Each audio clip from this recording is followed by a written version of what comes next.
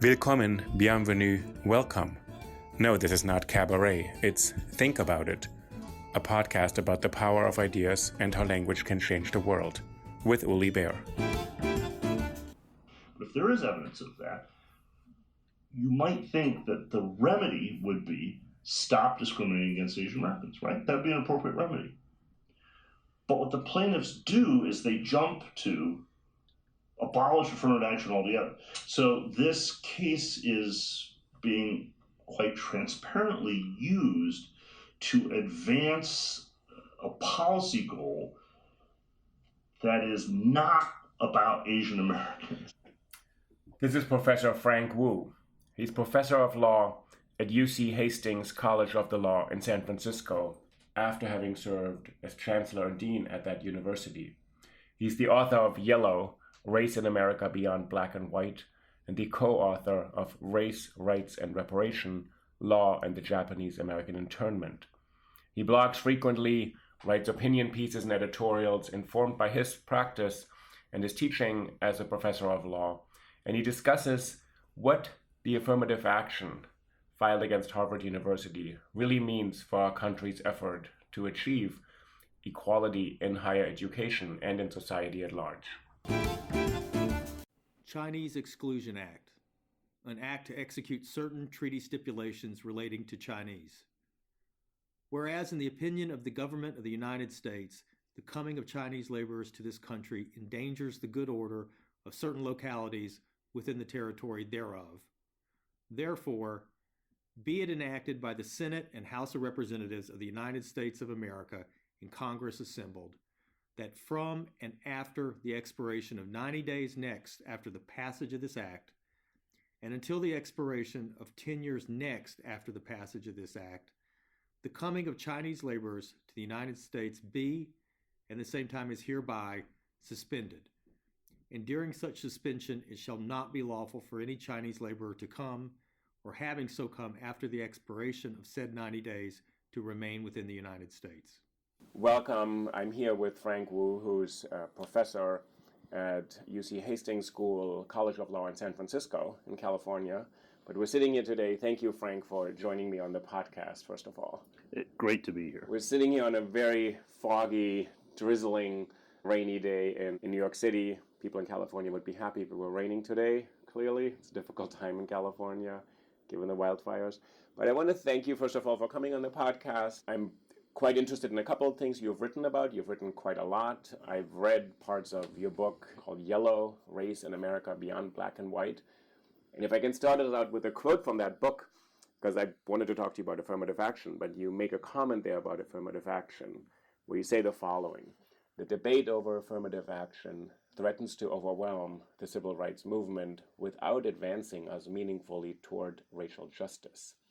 So that's from your book, which you wrote probably some 12 or 15 years ago, so you may not remember it as well as I do, since I read it this morning. But I thought, affirmative action, there's a lawsuit against Harvard University right now that centers on affirmative action, that centers on Asian Americans at the university. And I wanted to unpack that a bit, given the range of interest you have in racial justice and affirmative action and the role of Asian Americans in higher education. So, I get asked to debate affirmative action. I've done it, TV shows, radio programs, podcasts, and so on. When I'm asked to do that now, I usually say no. Here's why I say no. First of all, a debate is a spectacle. It's an entertainment. A debate, you go to a debate, you cheer for your side, right? Debates are won by sound bites, better haircuts, who packs the auditorium. It's angry. If one debater said to another debater, "You have a point.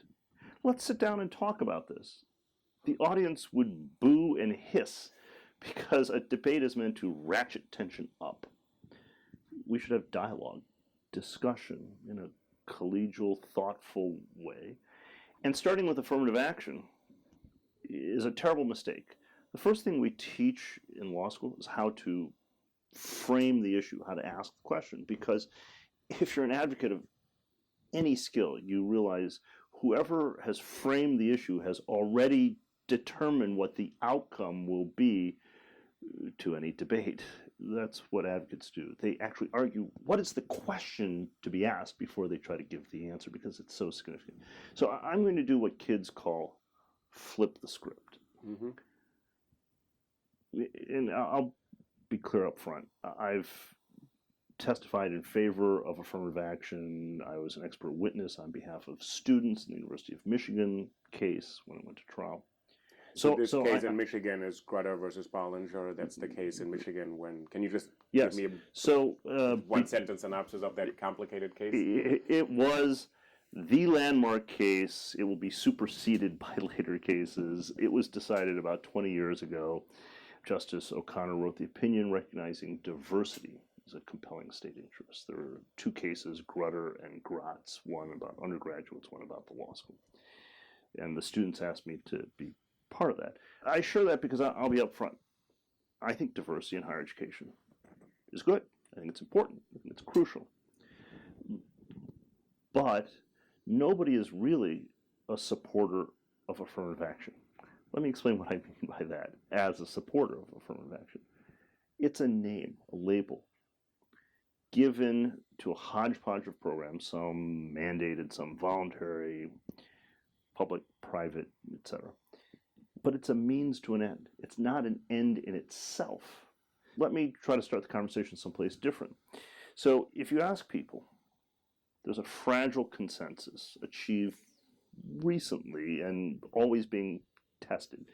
But there's a fragile consensus among people of every political party, every race, every part of the country, every background, that if you have a college campus, let's say if you have NYU, and in the entering class there are 0 black people, that's not right. Now, people might not have a big theory to explain why it's not right, but most of us would look at that and say, this troubles us. And it should.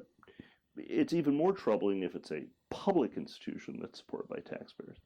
And it doesn't have to be no African American students. If there are 0 Hispanic students, if there are 0 Filipino students, right? If in a class of 1,000 or even 100, if there is such a conspicuous absence, we would say we should do something about this, right? It's embarrassing if you look at a photograph today. It's embarrassing. You look at a photograph of, here are the winners of a scholarship. Here are the leaders of our company. Here's our staff. So sometimes companies celebrate their employees. That's great. Sometimes a restaurant will run an ad. There was a steakhouse that did this some years back. Pictures of all their wait staff. And if you look at the picture and everyone's male, most of us today would say,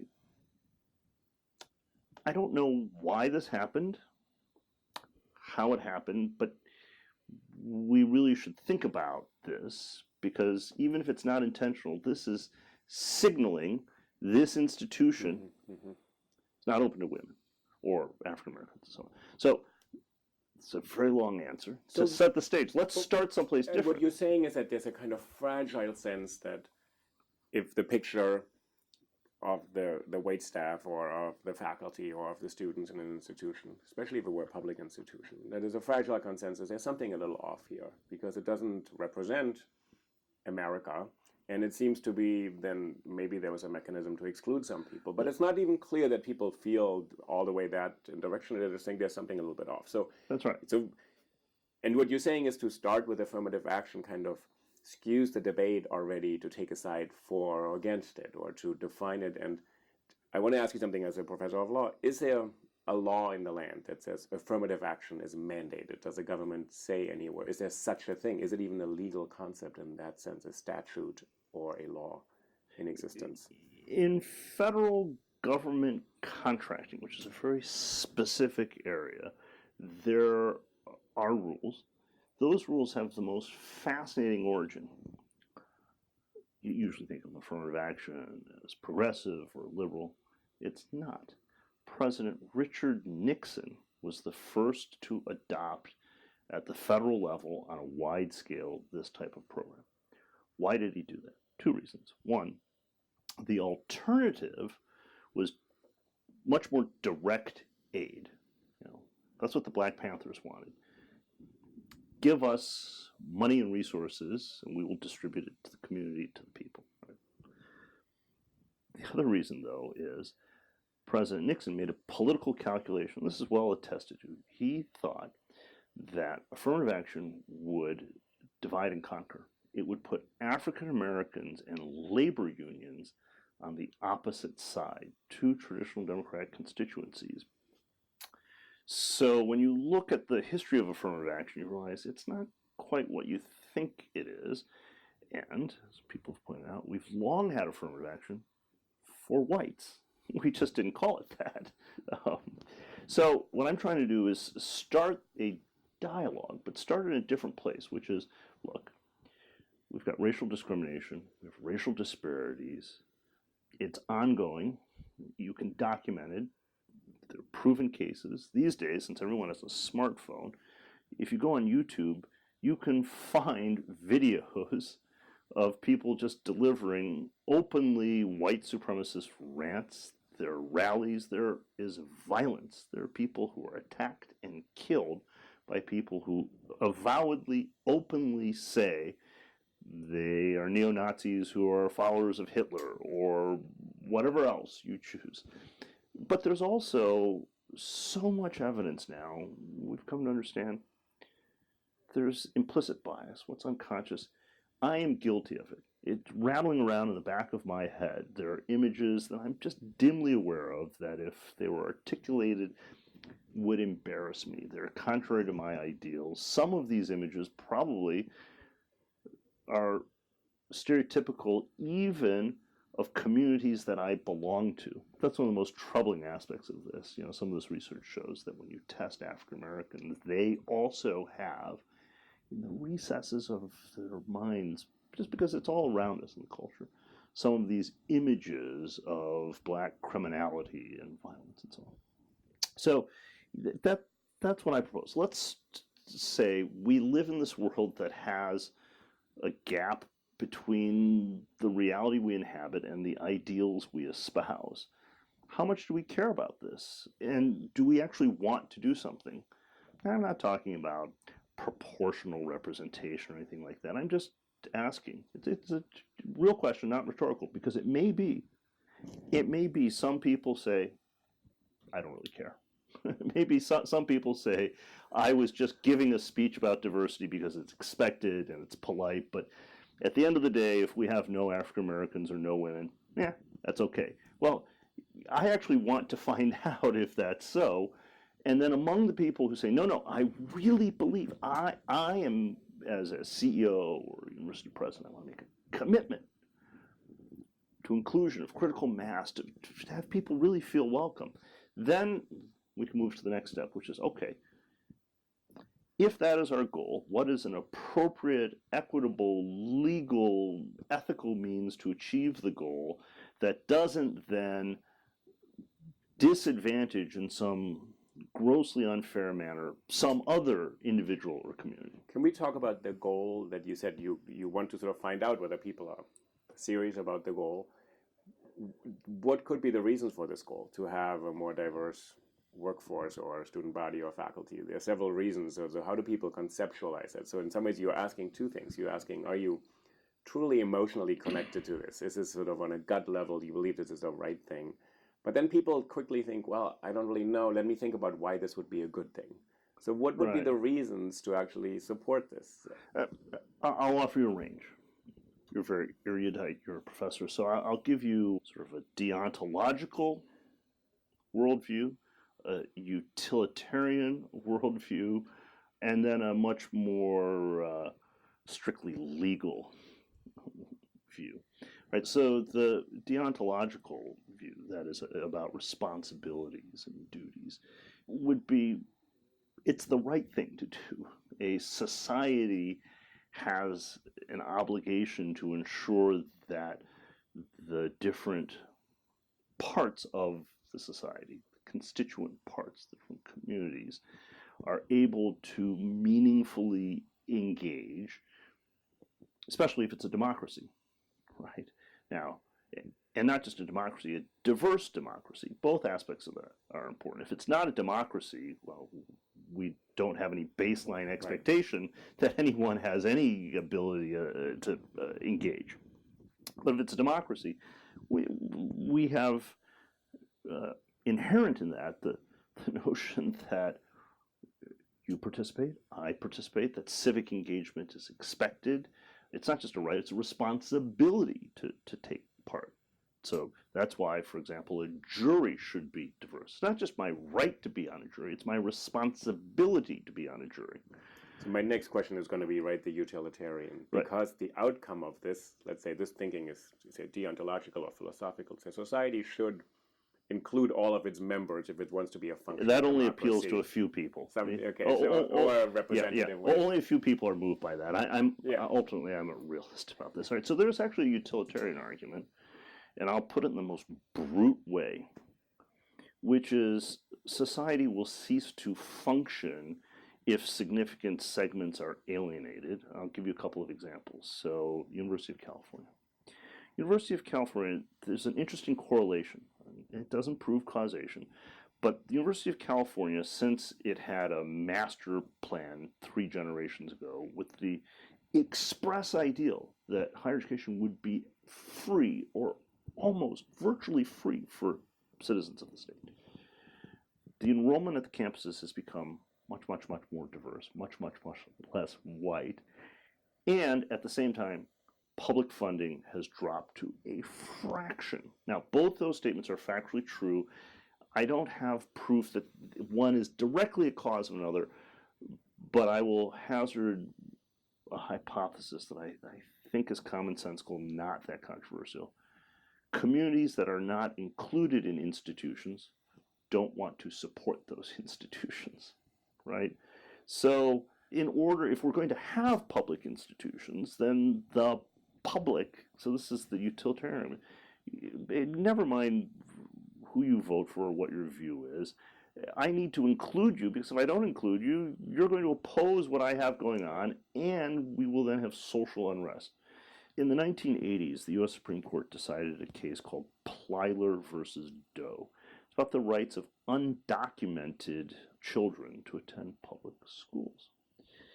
And in the arguments that were made to the court, and in its opinion, you can see that part of what people are thinking is, we will be worse off as a society if you have a large mass of children than adolescents not required to go to school, not allowed to go to school, running around.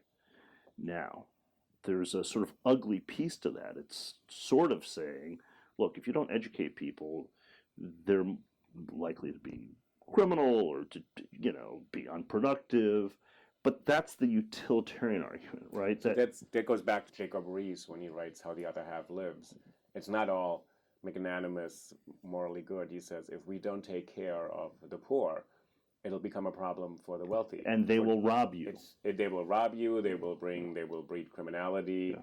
Disease was a real problem then because they were living in unsanitary conditions, and that would be contagious across class lines. So this argument is then 150 years later, so he's saying it's not wise not to educate the young undocumented people.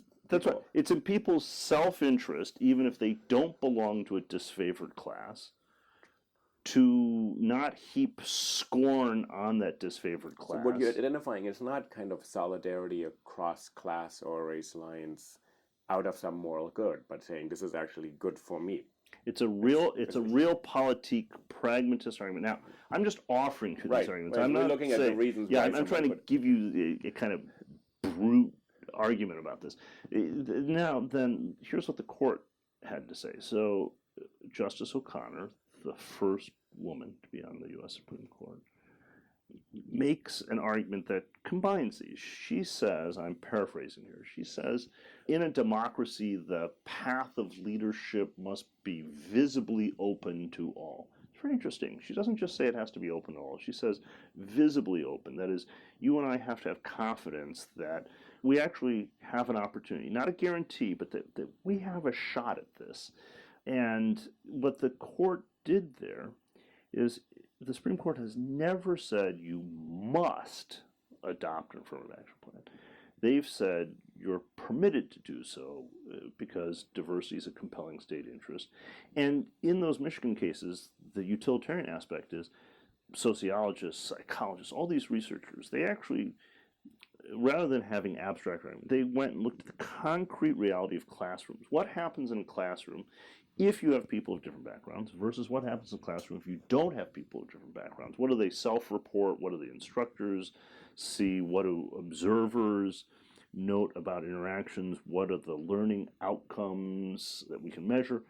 And there is good, credible data now for this utilitarian view. Some people call it the business case for diversity, where you can show that organizations of people that are diverse outperform organizations of people that are homogeneous. So it doesn't matter whether you're idealistic, whether you like it, if you are just bottom line oriented. The most important briefs filed with the Supreme Court in these affirmative action cases come from two sources, not from the parties, not from universities, not from the government.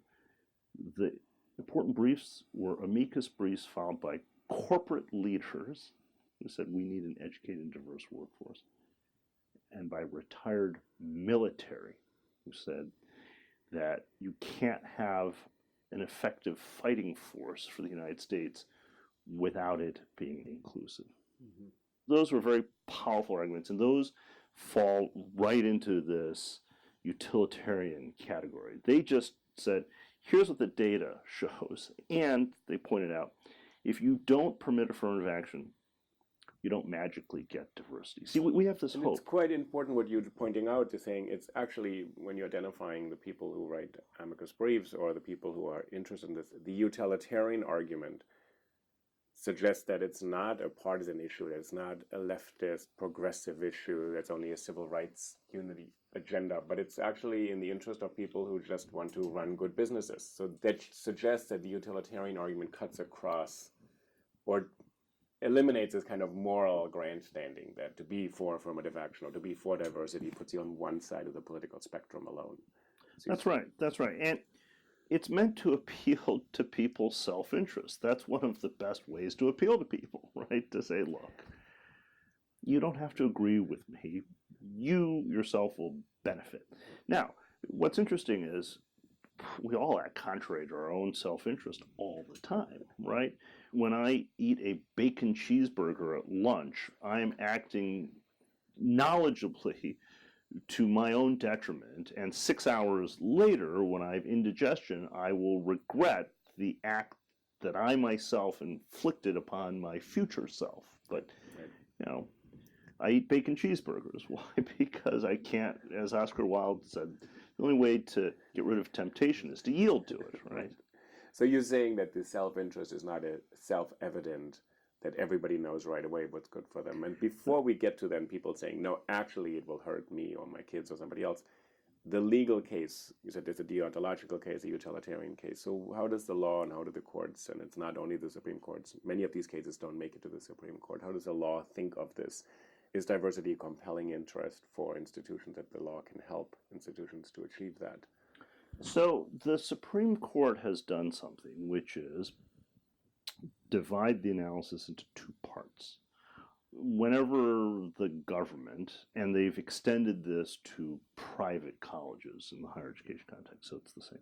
Whenever the government uses race, and to an extent gender, what they call suspect classifications, that's just a technical term they made up, suspect classifications, meaning we have a long, unhappy history of seeing that classifying and attempting to dispense the goods in society on this basis leads to really, let me put it mildly, suboptimal outcomes. Okay? I was going to say terrible outcomes, right. But suboptimal is a good way of putting it for the people affected and society at large. Yes, maybe. That's right. So what the Supreme Court has done is they've divided this into two pieces. First, they've said we have to look at, is there a compelling state interest? That's the ends. This is called ends means analysis, the goal. Is there some reason you are doing this?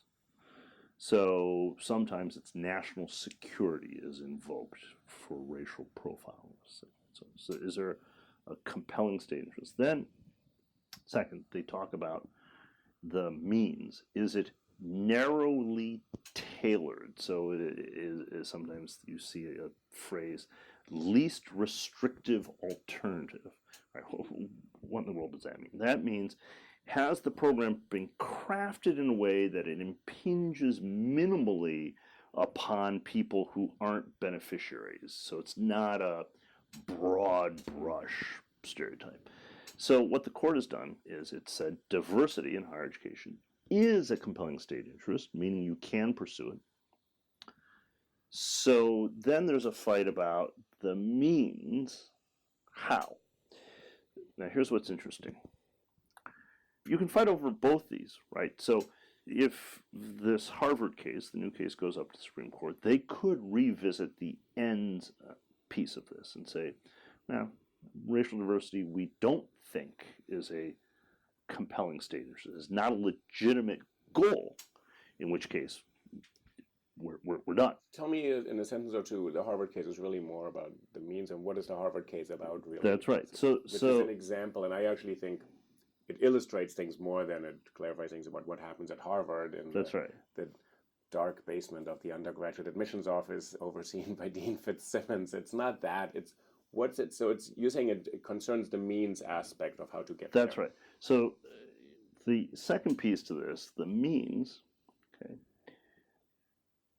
even if diversity is a compelling state interest, okay, the court could decide you can pursue it, but only using race-neutral means. In other words, you can pursue racial diversity, you just can't consider race as part of that. Right, that's a great thing for a non-lawyer to think about. I don't understand. How do you want to get somewhere if you're not allowed to use the way to get there? The leading alternative that's offered is class-based programs. So I'll use another technical term that's used here, a proxy.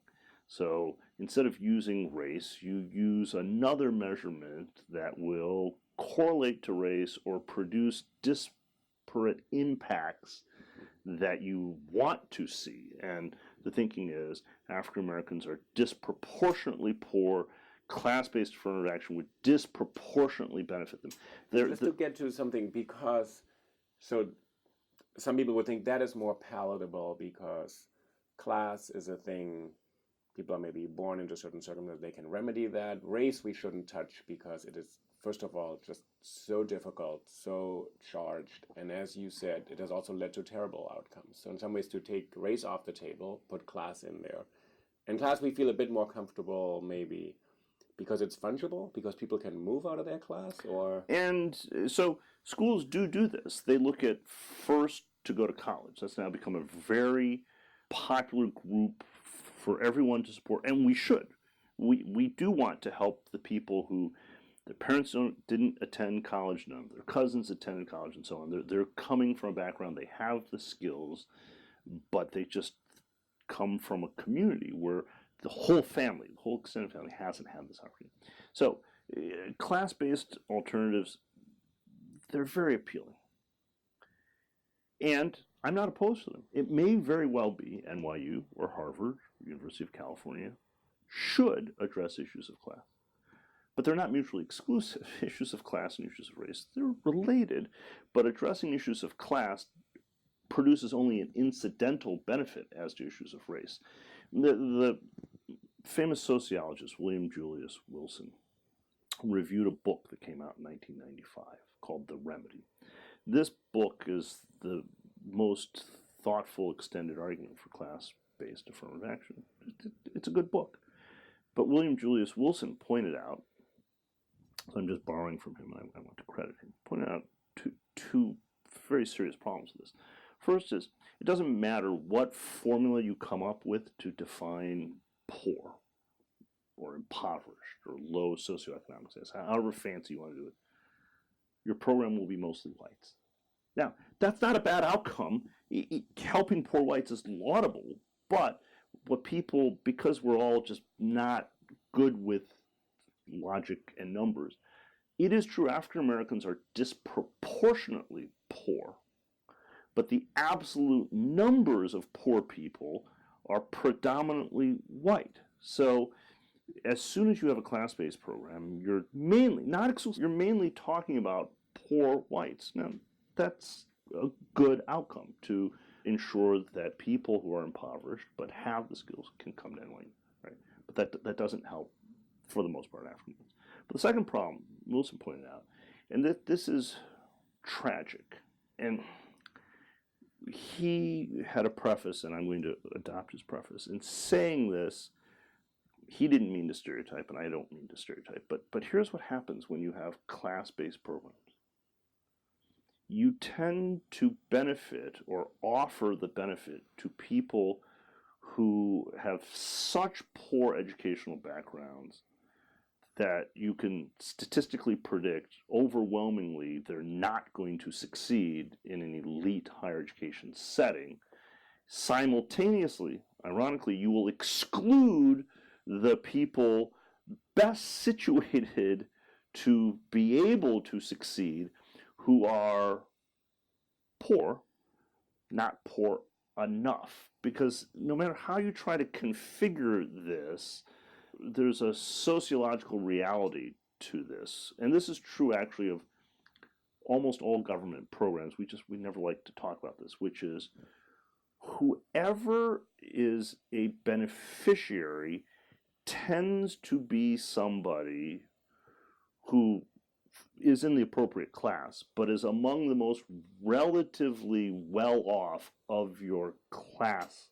Let me give you a different concrete example. Let's say you have a program that's about health, and you want to help sick people, whatever the particular ailment is. The people you probably, not exclusively, but probably are going to capture through your program, they will be sick, but they're going to be the healthiest of the sick population. Now, why is that? Well, when you think about it, it makes sense. Because the sickest of the sick are so sick they're unable to access your benefit. They're socially cut off, they're physically weak, they're ignorant of the program. So the people you're helping, they are legitimately ill, but they're at the top of the ill category, just below the healthy category. So it doesn't reach the whole group it's intended to reach. But that's just intrinsic to benefit programs of this nature. Class-based admissions criteria already exist everywhere, and as you said, the group of first-generation students, as they're called, is a group that a lot of schools, universities care about greatly, try to recruit, try to help, provide more access, reach more deeply into this group. So where's the problem in the Harvard case, do you think? And you've written quite about it. What is being alleged, or what is the inappropriate thing being used there? The Harvard case is novel. It's making news, both because it involves Harvard, but also because it involves Asian Americans. So people sometimes ask me, well, whose side are you on, Asian Americans or Harvard? As if you must pick. We're always driven to the figurative black and white. So I make it clear, look, I am Asian American. I was once an Asian American student. I've studied this. We should look at the facts, but based on what I've seen, I am persuaded, not just Harvard, but many elite institutions of higher education, it appears, have been discriminating against Asian American applicants. But that doesn't mean that we should altogether dismantle every program that's about diversity. That's a jump, that's a logical jump. Because the framing is, it is pitting Asian Americans as an entire group against one elite college. And you're saying there is evidence that Asian Americans have not been treated fairly and been discriminated against in admissions processes in some schools and all of higher education. So that's wrong. So you can relate to that and say that's wrong and that should be remedied. But the remedy now is a lawsuit that is also doing something else. So I have two questions. Is the lawsuit going to benefit Asian Americans? And is the lawsuit really about this? Because it's not called the lawsuit on behalf of Asian Americans. It's called affirmative action at Harvard. Yeah. Lawsuits are always about something else. They're about what they're about, and then they're about something else. They're symbolic. litigation is a narrative. It's a story. It's theater. That's right. Drama. Very dramatic also. So let me first explain what I mean by Asian Americans appear to have faced discrimination. I'm not singling out Harvard. This issue has been around for more than 30 years. I first wrote about this issue when I was an undergraduate, and I'm 51 years old. So it's only now that and you people wrote have about taken the fact that notice. as an Asian American, what was the experience of applying to college? So here's what the evidence suggests. And this only matters at a handful of schools. Most people also don't realize almost all colleges in America admit almost all applicants. The number of four-year institutions of higher education where for undergraduate admissions this actually matters is probably 5 dozen, 6 dozen. It's a small subset. So Asian Americans, if you look at the data that's publicly available, whether it's about Harvard or other institutions, typically, on average, and so we're always talking aggregates here, must score higher than whites to gain admission. Let me say that again so it's clear. Asian Americans must meet a higher standard than whites, meaning Asian Americans face discrimination vis-a-vis whites. People have said this is similar to the experience of Jews in the Ivy League in the 1950s, immediate post-World War II era. And now it's well attested to that all these institutions, they admitted Jewish students. They just didn't admit them in the numbers they would have been admitted in had they not been anti-Semitic and held it against them. And many of the schools just openly said, we don't want to be too Jewish. You know, some Jews, okay, but not too many. Here's what's interesting about this parallel. I think it's a very good parallel. If you went back to 1950 and looked at an Ivy League institution, you said, what is causing discrimination against Jewish students? No rational person would say, oh, these schools are trying to admit more African Americans, so they're squeezing out Jewish students. You would say that wasn't a fact. That was right. simply not a fact. That's not a fact. That's counterfactual. In other words, it's false. You would say what's happening is Jewish students are facing discrimination. It's not reverse discrimination in favor of African Americans. It's just discrimination. That's what Asian Americans are facing. They're just facing discrimination. They're facing just straight up discrimination to favor white students. Now, you can get way into the details of this. I'll give you an example. One of the big issues that's come out is legacies, alumni preferences. Most, not all, most private institutions of higher education, some publics, have VIP admissions, donors or whoever, but legacies refers to people whose parents, usually father, but now that's changed over time as women have been admitted, or grandfather, or sometimes older sibling attended a school. Legacy preferences are legal, they're widespread, they are substantial. The people admitted through legacy programs are, on average, not as well qualified. Okay. And the admit so let me ask you the obvious question. Why isn't there a lawsuit against legacy admissions in the Ivy League or against other types of favored standards for certain groups? Why is this Because lawsuit? legacy status doesn't use a suspect classification such as race. And so if a school wants to do that, that would be, schools can decide we will favor tennis players. We want to be the #1 school in tennis. And theoretically, you or I at the age of 12 could decide, I'm going to take up tennis and I'm going to gain admission to this school, and it's fair. You could do it, I could do it, we could all do it, or we could decide not to.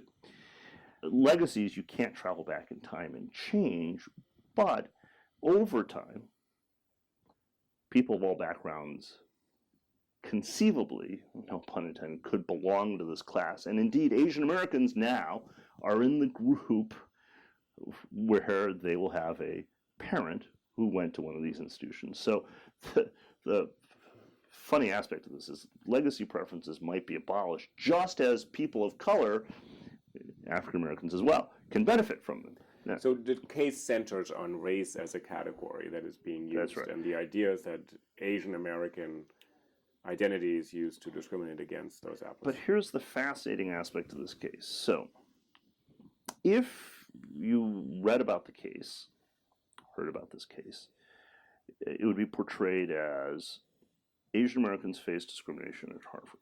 Okay, and you might say, oh, that's very interesting. Let's see what the evidence shows.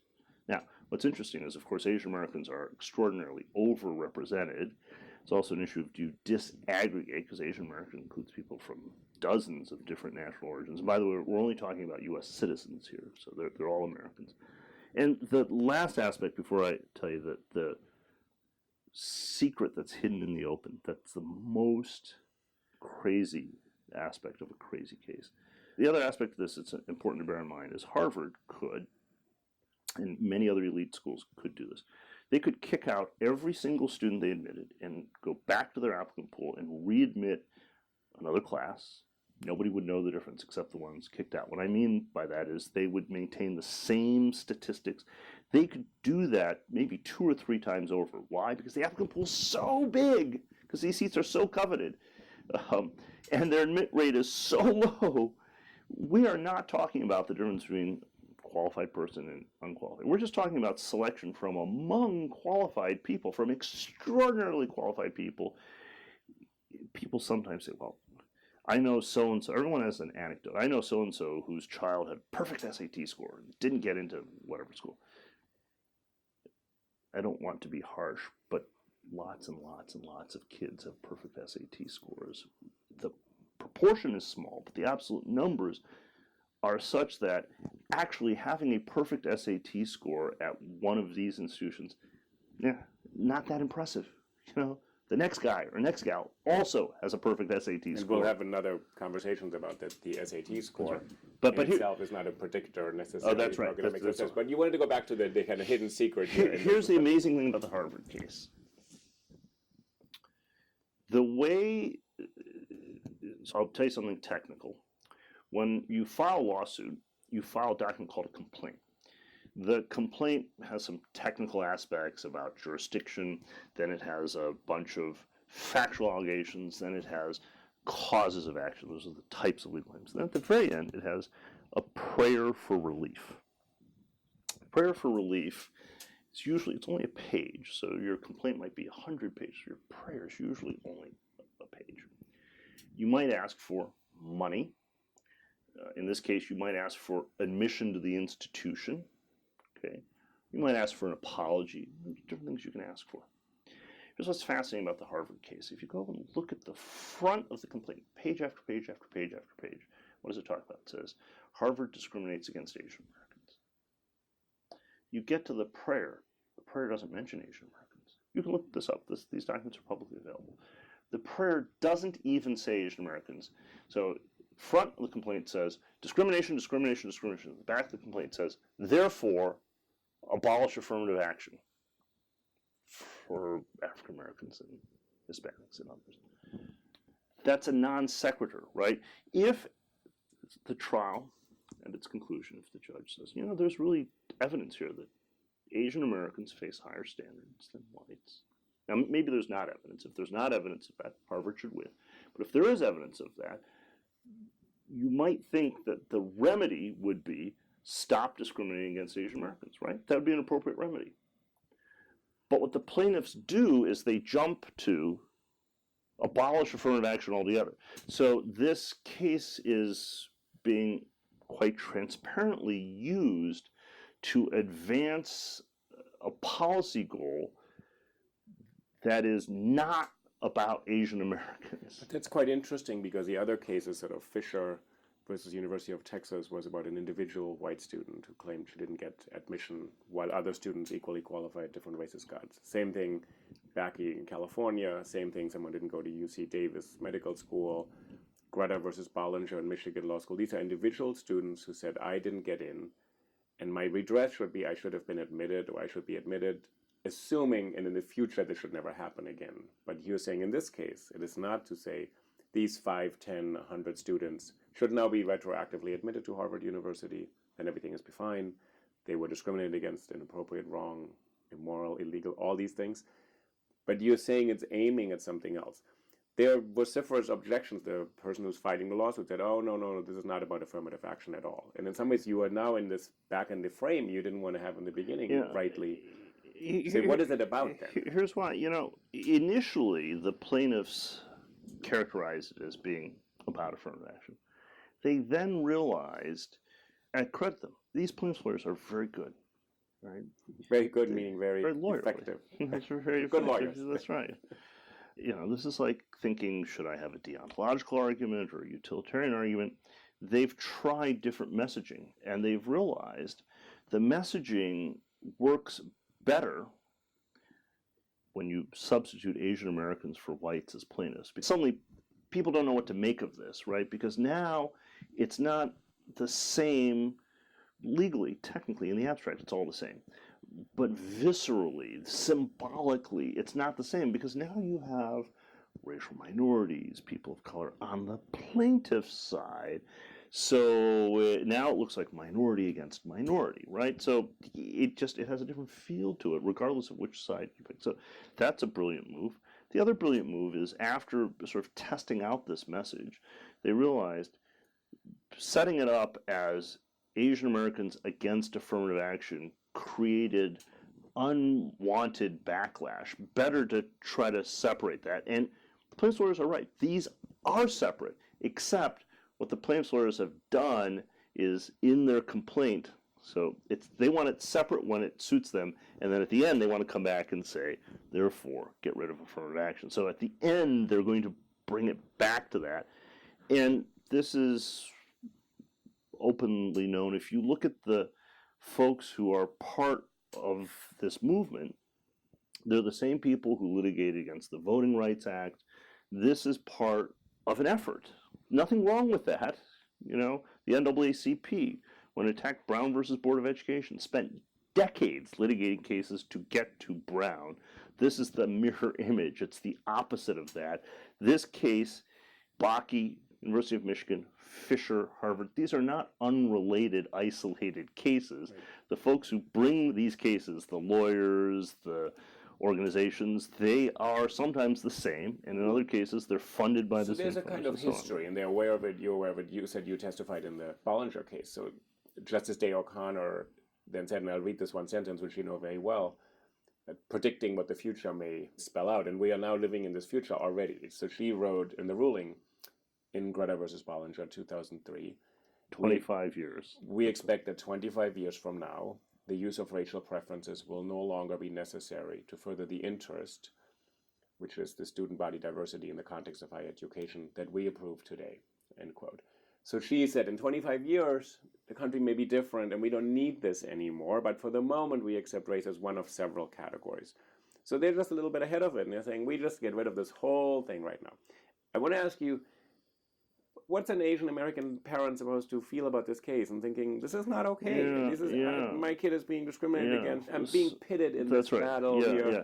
This is really hard. This case has divided Asian Americans. When you look, you'll see that there are Asian American civil rights groups that are more traditional groups that have lined up on one side, and newly formed Asian American groups that have lined up on the other side. This divides communities, and it's very interesting.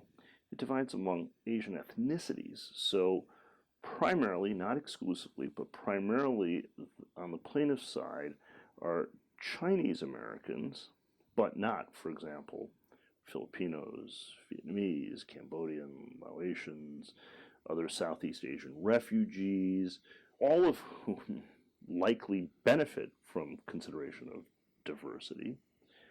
And it's interesting, it appears there's a generational divide here, both in the sense of immigration generation. So many of the folks who have attracted publicity are more recent Chinese immigrants. They're now U.S. citizens, but they arrived 10 years ago, 20 years ago. And generational in the sense of parents and children. So you have a phenomenon, this is not new to Chinese immigrants and their American-born children.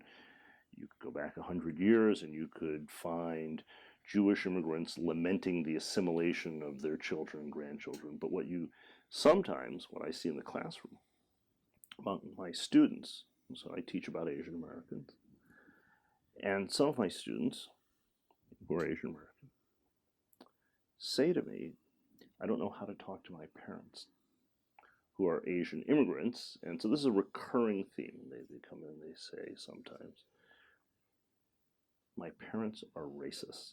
So more than one of my students will say, at the dinner table, my parents just say these things about blacks and Hispanics being stupid and lazy, and if they were smarter and worked harder, they'd be able to do well, just like Asians.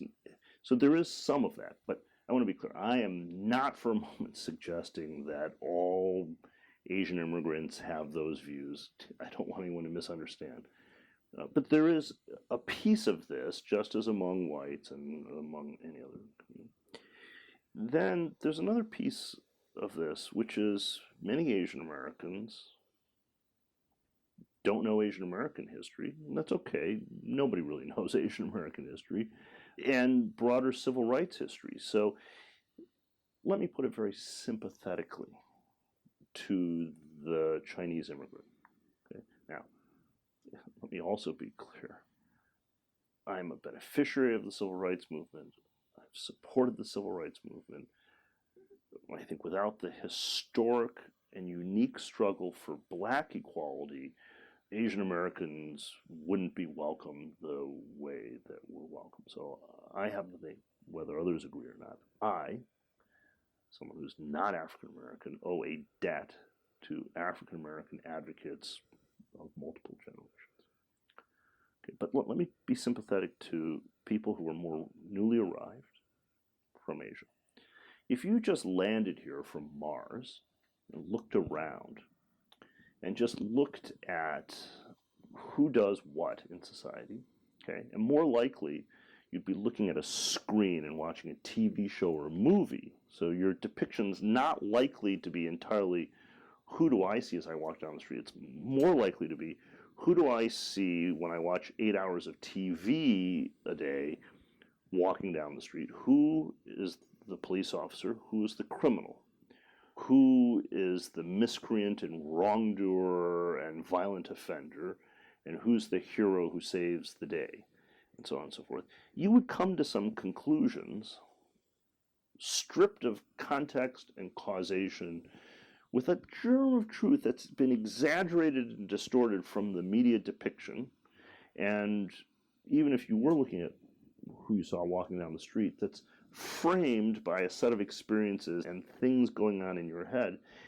And you would come to all sorts of conclusions at odds with American ideals. What do you tell your students they should say to their parents who may have just absorbed a lot of American-produced entertainment and say, this is what I think how the society functions? What should they say? Say, don't watch so much TV, or actually deconstruct these ideas, or pay attention how you are depicted also? You mean you've written about this as well? Yeah. You end up in a category that is not really helpful either? That's right.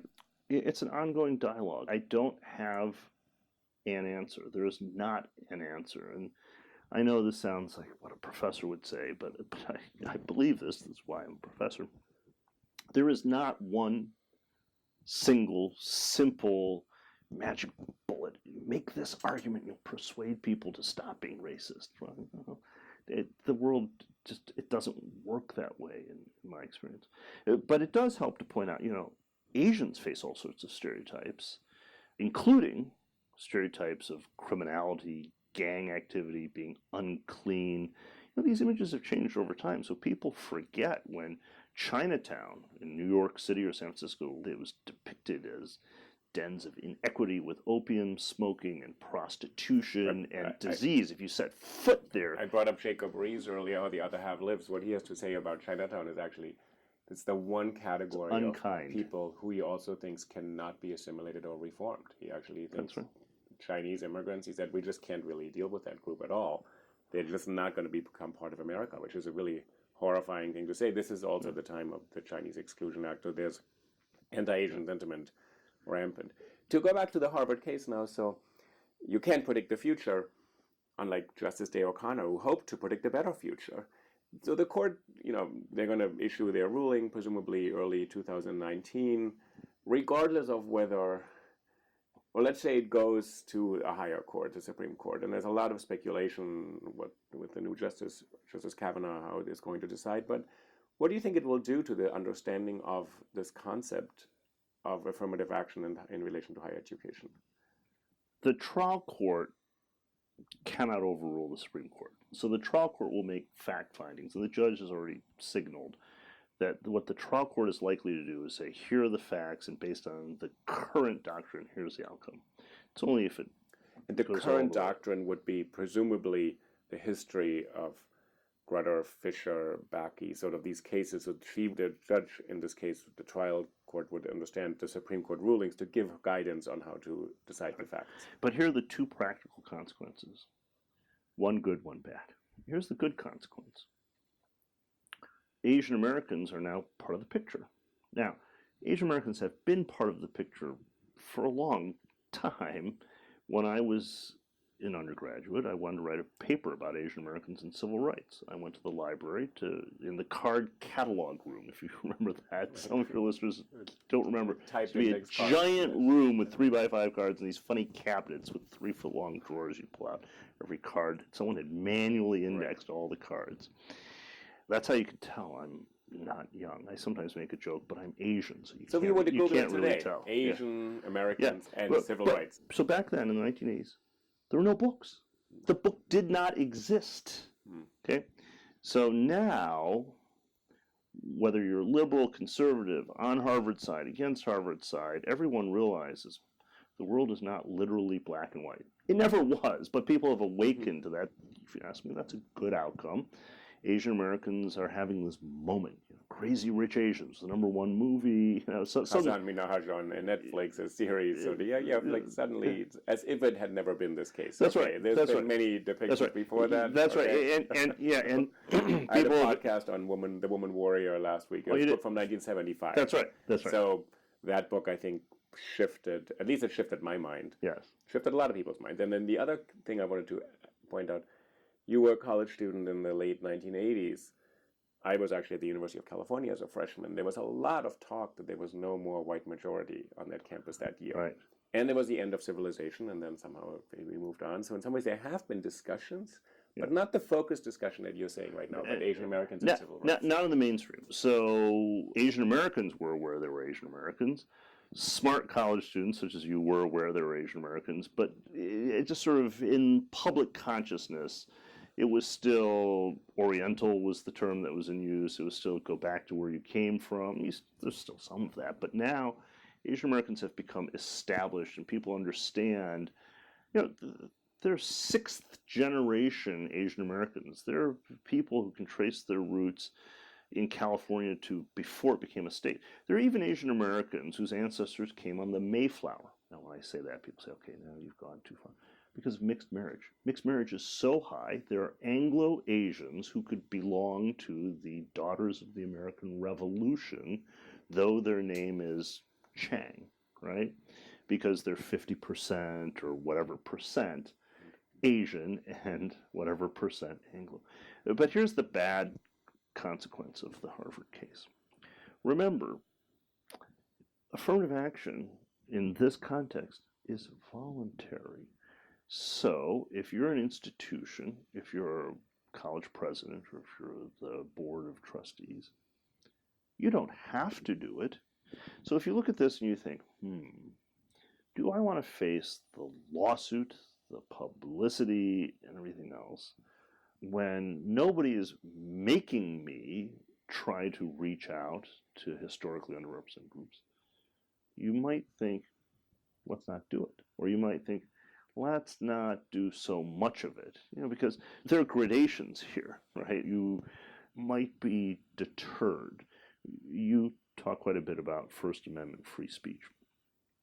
When it comes to race, there's also that chilling effect, right? Where people and institutions will make decisions to avoid controversy and liability rather than do something they should do, maybe want to do, but they're too risk averse.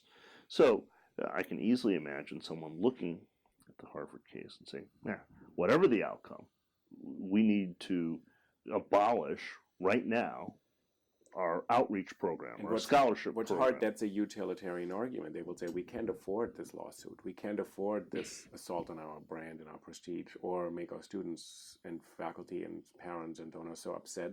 So the utilitarian argument that diversity is good for you, you say, yeah, but the other one is so dangerous that we would be bankrupted by such a thing. Because a small college would not have the resources of Harvard University, and they would need other organizations to help them with legal costs and all that. So you're saying it's pitting people's self-interest again against something else, saying we need to preserve our own institution rather than risk it for the sake of this other principle, which then becomes a deontological principle. That's no right. longer the utilitarian interest. Because you could say, well, you have to risk it because your college would be worse off. Your university would not be as good if you actually stop this. That's right. So it shifts back and forth between these utilitarian considerations, my self-interest versus, is there another interest, or is it just a thing of doing something good? Right. There's so many nuances to this case. I'll give you one more example of when people think of self-interest. If Harvard tomorrow said we will have no affirmative action, almost all of the unhappy applicants and almost all of the unhappy parents of applicants would still be unhappy. People believe erroneously, I can't tell you how many people I know who have said to me, if it weren't for the Asian disadvantage, I would be at Harvard or wherever else, to which a thoughtful response, but you don't want to provoke an angry person, a thoughtful response is, that is false. You would still not be admitted. Your grades and test scores, while pretty good, and you think they were really good, look, if you're in the top 10% on the SAT, in the top 10% of your high school class, you are not competitive for Harvard without something else going on. Right. That's pretty good to be in the top 10%. That is not shabby. By definition, you're above 90%, but you just won't be competitive given what the applicant pool looks like. I think it's a hard thing to respond to. I think you're right. People are angry, they're disappointed, they feel personally judged wrongly. I think the other part too is what you said much earlier, that the defunding of public education, that Harvard is the shiny object, it's wonderful, it has a name and all that, but it's not the only school in the country. So in some ways, that someone could be reminded to say, this is actually not the guarantee of either success, happiness, or fulfillment. That actually, I know, and I completely don't want to say anything about Harvard here, but to sort of say, the question is then also framed in the wrong way. If only it wasn't for this, I would get there. That's right. Yeah, as if for Asian Americans, civil rights is all about, do I get to Harvard? Now, there are some other background facts about Asian Americans that are worth mentioning, one of which is Asian Americans apply to and attend four-year colleges at a higher rate. Now, that's important to note because anything that's done, so let's say Harvard tomorrow said, we had a fire in one of the dormitories, we're going to admit 100 fewer students next year while we rebuild. Nothing to do with race, totally race neutral.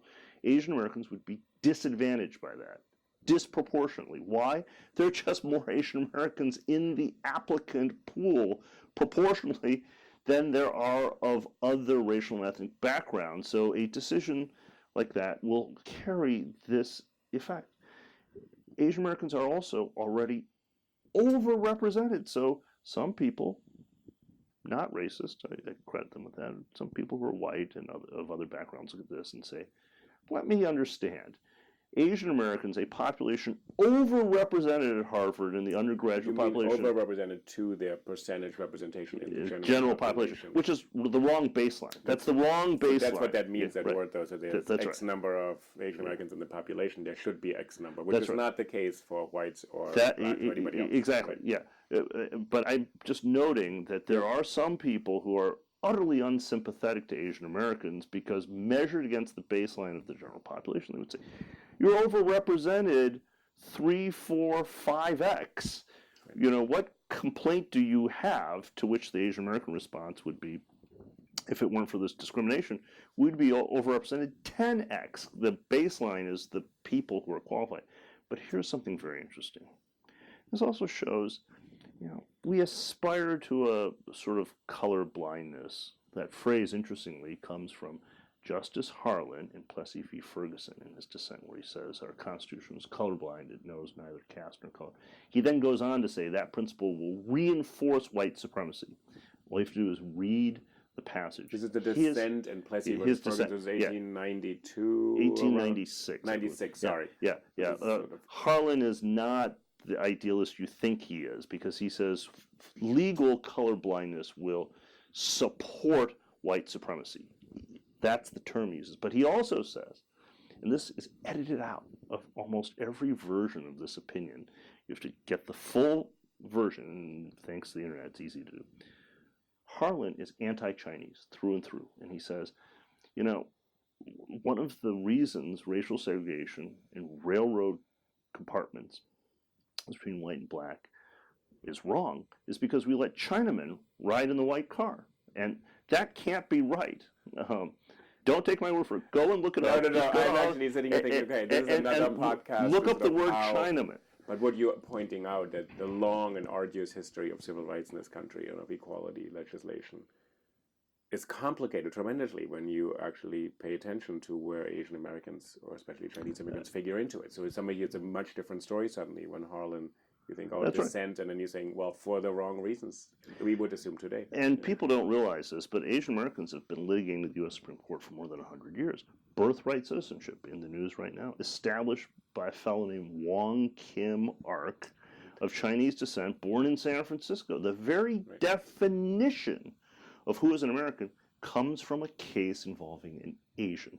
So people don't know this history. But I was going to point out one other aspect of Asian Americans as a population.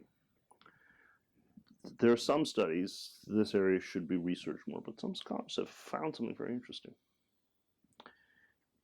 Asian Americans, the students and their parents, the whole family, display incredible interest in brand prestige in higher education, much more than whites, African Americans, and others. So that for Asian American families, admission to Harvard really is, if you don't get into Harvard, you are dirt.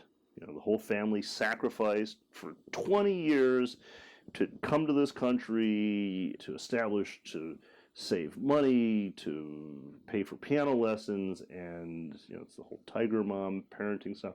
And if you are not admitted to X institution, it was all in vain. So there's an issue of Asian American student suicide. There's all this pressure. Asian American students, many of them, regrettably walk around with this hanging over them. I'll be honest. I do not lie awake at night thinking, I didn't go to Harvard. I have degrees from Johns Hopkins, from Michigan. I was a fellow at Stanford. I have 2 certificates from Harvard.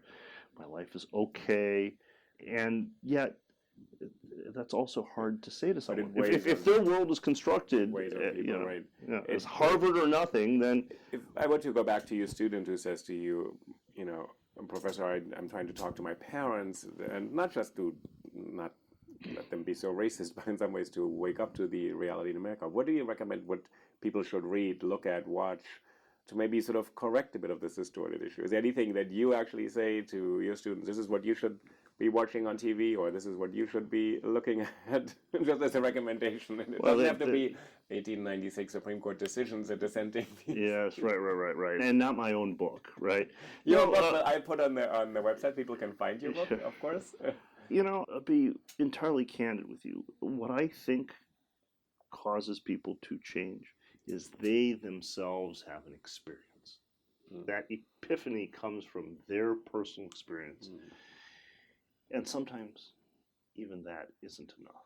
I'll give you an example. 20-some years ago, there was a federal glass ceiling commission.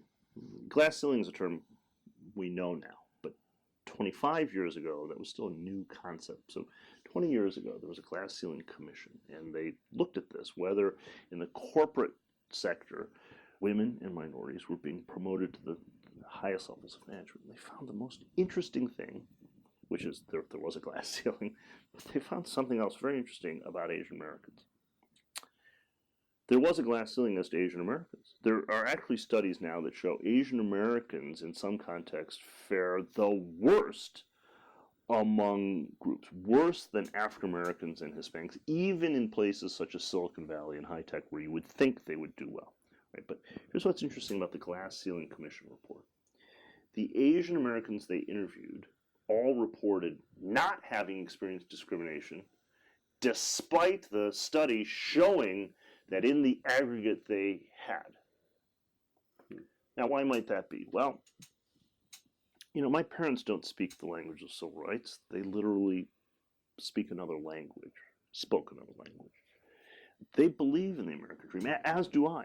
But sometimes you want to deny that there's discrimination. No one wants to say that they're a victim. It wasn't until I was well into adulthood I realized something about my parents. I always sort of blamed them when I was a kid for teasing, taunting, common childhood cruelty, being bullied.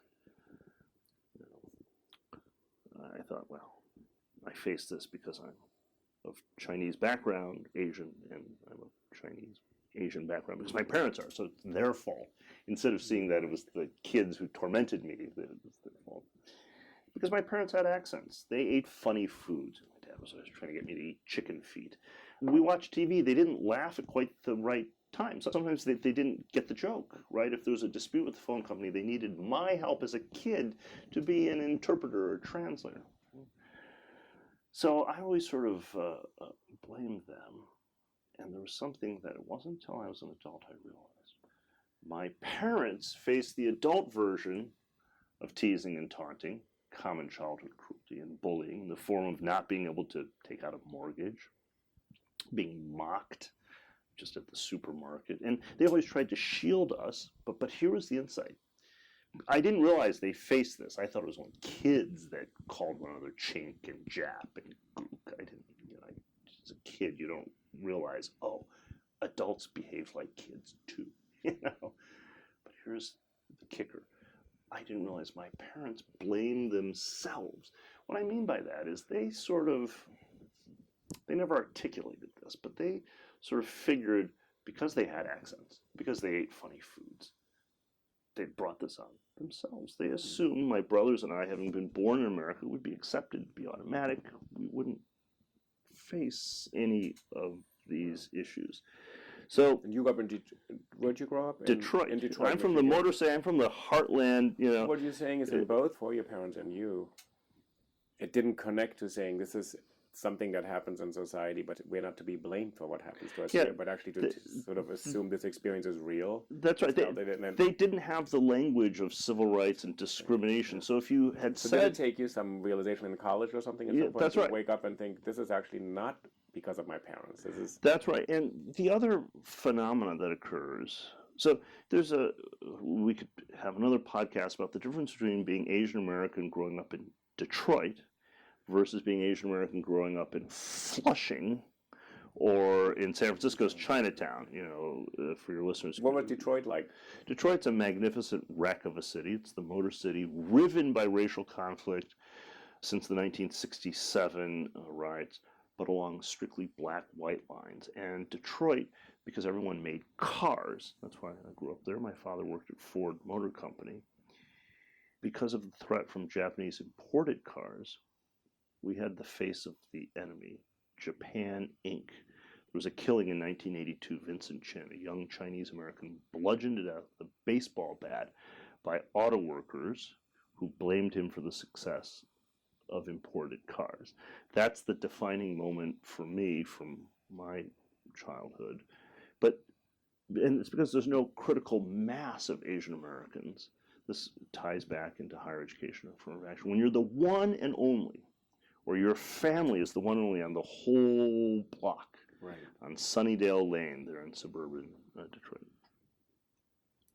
When you do experience this and you articulate it, you're told, just reply, sticks and stones will break my bones, but words will never hurt me.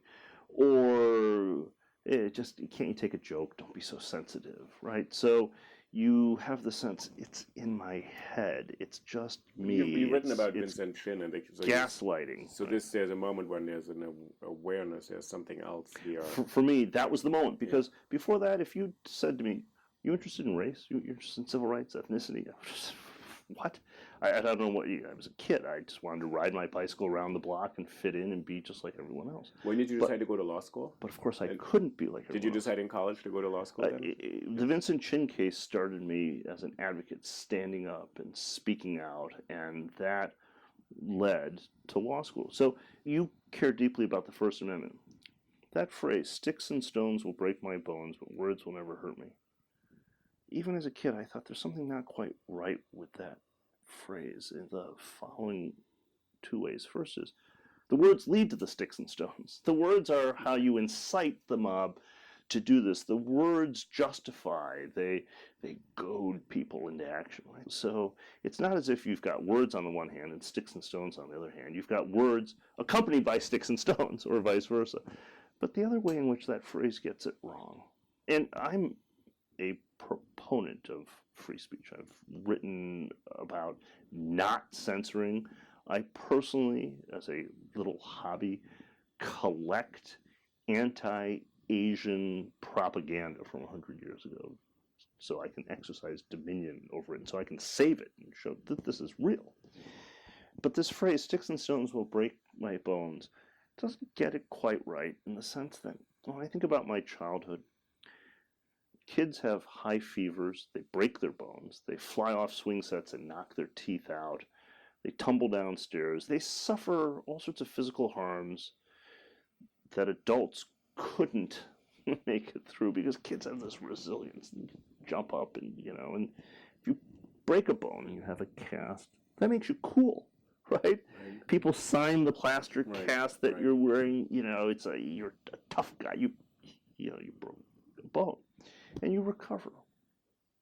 But the psychological trauma, the effect of being told constantly that you did not belong, could not belong, no matter how hard you tried. That's the irony, the Jacob Rees comments, and he was not alone in the common sentiment. The Asians cannot assimilate. It's not they will not, cannot.